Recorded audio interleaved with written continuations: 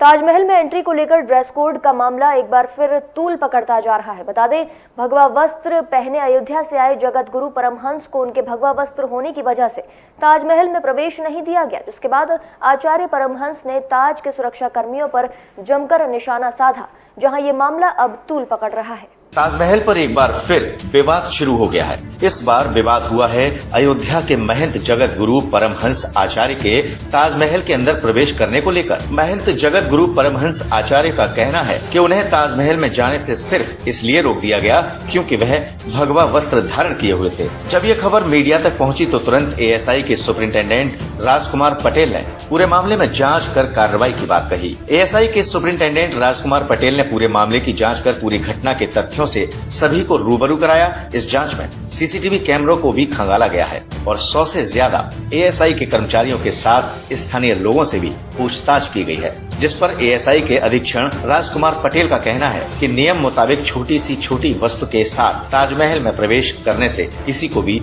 रोक दिया जाता है। महंत जी के पास धर्म दंड होने की वजह से एएसआई के कर्मचारियों ने उनसे कहा कि इसे आप लॉकर में जमा करा दें और वापस जाते वक्त ले जाएं। साथ ही राजकुमार पटेल ने ये भी बताया कि एएसआई की जिम्मेदारी ताजमहल के अंदर तक है, बाहर क्या हुआ इस बात की भी जांच कराई जाएगी। हालांकि एएसआई ने अपनी जांच पूरी कर ली है, लेकिन फिर भी इस घटना से हिंदूवादी संगठन आक्रोशित हैं और वे लगातार ताजमहल को तेजो महल बताने के पहले भी दावे करते आ रहे हैं और अब इस बार हिंदूवादी संगठन एएसआई के खिलाफ मोर्चा खोलने का मन बना चुके हैं। मैं यहाँ आया था चूँकि यह तेजो महल है, शंकर जी का मंदिर है, जिसको गलत इतिहास बताया गया बच्चों को कि ताजमहल नहीं तेजो महल है और वहाँ शंकर जी की अभी भी पिंडी दबी हुई है। तो हमें चूंकि मैं भगवा पहना हूँ तो यहाँ के जो पुलिस प्रशासन मिलिट्री वाले लोग थे वो बोले भगवा को अंदर नहीं जाने देंगे, अब आप ब्रह्मदंड लिए हैं, यहाँ सिर्फ टोपी वालों को अलाउ है। तो मजहब विशेष के लोगों को ज़्यादा यहाँ महत्व दिया जाता है, दुर्भाग्य है। और भगवान चाहेंगे तो यह जो लोगों के अंदर जो है एक दुर्भावना पैदा हो गई है वो ठीक किया जाएगा। जय श्री राम। इस घटना की जानकारी मुझे भी एक स्थानीय पत्रकार के द्वारा हुई। 11:30 बजे दूरभाष के मेरे पास फ़ोन आया। उसके बाद मैंने संज्ञान लिया इस घटना का और जो सेकंड हाफ में हमारे स्टाफ ड्यूटी में थे उन सबसे हमने बात किया, उन सबसे संपर्क किया, बट हमारे एएसआई के सभी स्टाफ ने डिनाई किया कि इस प्रकार की घटना उनके संज्ञान में नहीं हुई थी। उसके बाद प्रकरण की गंभीरता को देखते हुए जो हमारा सिक्योरिटी स्टाफ था हमने उनसे भी बात किया तो ये पता चला कि पश्चिमी गेट पे 5:30 बजे के आसपास एक स्वामी जी आए थे। उनके हाथ में कोई वस्तु थी। स्वामी जी के वस्त्र को लेकर के एएसआई के किसी स्टाफ ने या सिक्योरिटी किसी स्टाफ ने कोई टिप्पणी नहीं की है। अभी तक की जो जानकारी है, स्वामी जी से यह आग्रह किया गया कि जो उनके हाथ में वस्तु है उसको या तो लॉकर में रखवा दें या वहाँ रख दें या बाहर कहीं रख दें, वो जाएं ताजमहल देखें, वापस आते समय अपना सामान ले जाएं। हम सभी जानते हैं कि ताजमहल पे दोनों तरफ से जो प्रवेश होता है एक हाई सिक्योरिटी जोन होने के नाते फ्रिस्किंग होती है। किसी बैग में भी किसी तरह का छोटा सामान भी नहीं ले जाने दिया जाता है।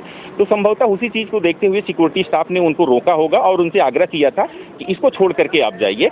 वस्त्र को लेकर के मैं पुनः आश्वस्त करता हूँ, एएसआई के किसी भी स्टाफ और सिक्योरिटी पर्सन ने कोई टिक्का टिप्पणी नहीं की है, लेकिन इसके बावजूद भी मैं पुनः एक बार सभी जो स्टाफ ड्यूटी पे था, जो उस समय आसपास के लोग विद्यमान थे, मैं स्वयं सबसे निजी तौर से बात करने की कोशिश करूंगा और इस प्रकरण के अंत तक जाने की कोशिश करूंगा। उनका आरोप है कि उन्होंने टिकट खरीदी थी, टिकट भी एएसआई कर्मचारियों ने वापस कर किसी और को बेच के उनके पैसे वापस कराए और जहां तक कर्मचारियों का सवाल है, कर्मचारियों की मौजूदगी में पर्यटकों ने उनका मजाक कराया, ऐसी वीडियो वायरल हो रही है। देखिए, इस समय हम लोग बाहर ईस्ट गेट के बाहर खड़े हुए हैं, बात कर रहे हैं।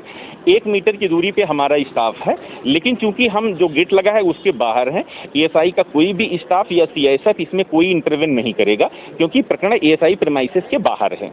ट्वीट किया गया है अयोध्या से, इसको लेकर कितनी गंभीरता, कितनी टीम बनाई जाएगी जांच की? मैं यहाँ का प्रभारी होने के नाते मैं स्वतः आपके सामने हूँ और रात में 11:30 बजे से लेकर के हम स्वयं इस प्रकरण की स्वतः जांच कर रहे हैं और इस समय मैं आपके सामने उपस्थित हूँ। आप उसकी गंभीरता को देख सकते हैं। डीजे महाराजा न्यूज के लिए सैयद शकील की रिपोर्ट।